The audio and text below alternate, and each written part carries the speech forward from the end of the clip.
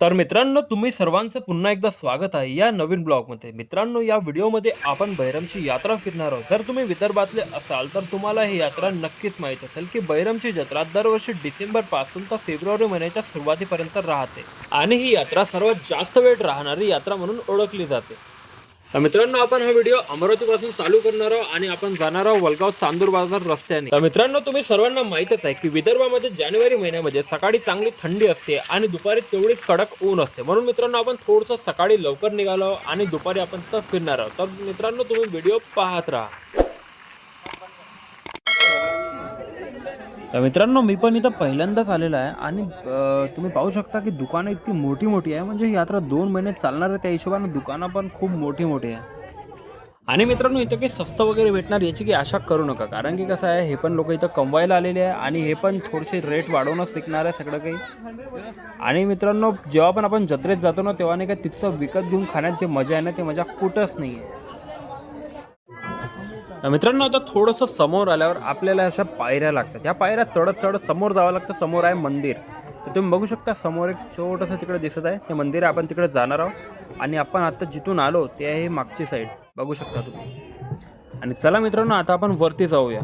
आणि हे बघा, इकडे जंगलात जाऊन लोक बोरं वगैरे तोडतात. बोराची झाडं भेटली तर बोरं तोडून टाकायचे, मस्तपैकी भरून घेऊन चाललं जायचं. आणि चला आता वरती चालू, भैरम बाबाचे दर्शन करू. तर मित्रांनो, भैरम बाबा म्हणजे महादेवाचे रूप आहे, ज्यांची महाराष्ट्रातच नव्हे तर मध्य प्रदेश आणि संपूर्ण भारतात पूजा केली जाते. आणि तुम्हाला कदाचितच माहीत असेल की भैरम बाबाची मूर्ती ही स्वयंभू आहे, जी की स्वतः प्रकट झाली आहे, जे 6 फूट उंच आणि 8 ते 10 फूट आडवी लांब आहे.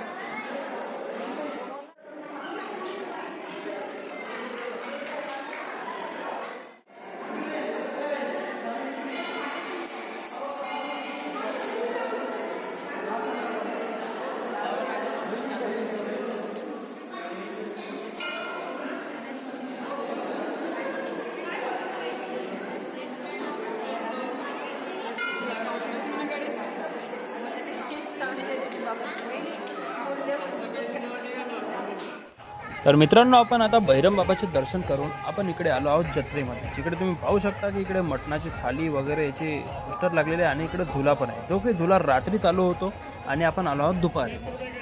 तर मित्रांनो, चला आता दुकानं फिरूया आणि समोर समोर जाऊन बघूया काय काय भेटते. तर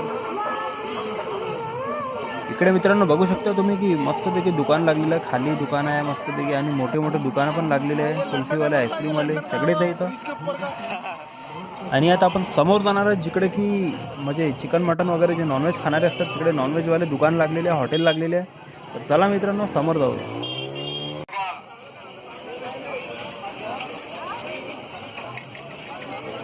तर मित्रांनो, समोर आल्यावर आपल्याला हे दादा भेटले, जे की हंडीमध्ये चिकन मटन बनवून देतात आणि बनवायच्या हिशोबानं पैसे घेतात, प्रति किलोच्या हिशोबानं. आणि त्यांच्याकडे सगळ्या प्रकारचे मसाले आहे, एकदम तेलकट किंवा साधं, जसं पाहिजे तसं बनवून भेटतात. तिखट पाहिजे की साधं पाहिजे. आणि ते तिकडं काकू मस्तपैकी भाकरी बनवून राहिले. तर मित्रांनो, मी तर नॉनव्हेज नाही खात आणि तुम्ही तर खाता तर नक्की खा आणि एन्जॉय करा. आणि व्हिडिओ आवडला असेल तर लाईक करा आणि आमच्या चॅनलला सबस्क्राईब नक्की करा. तर भेटूया पुढच्या व्हिडिओमध्ये.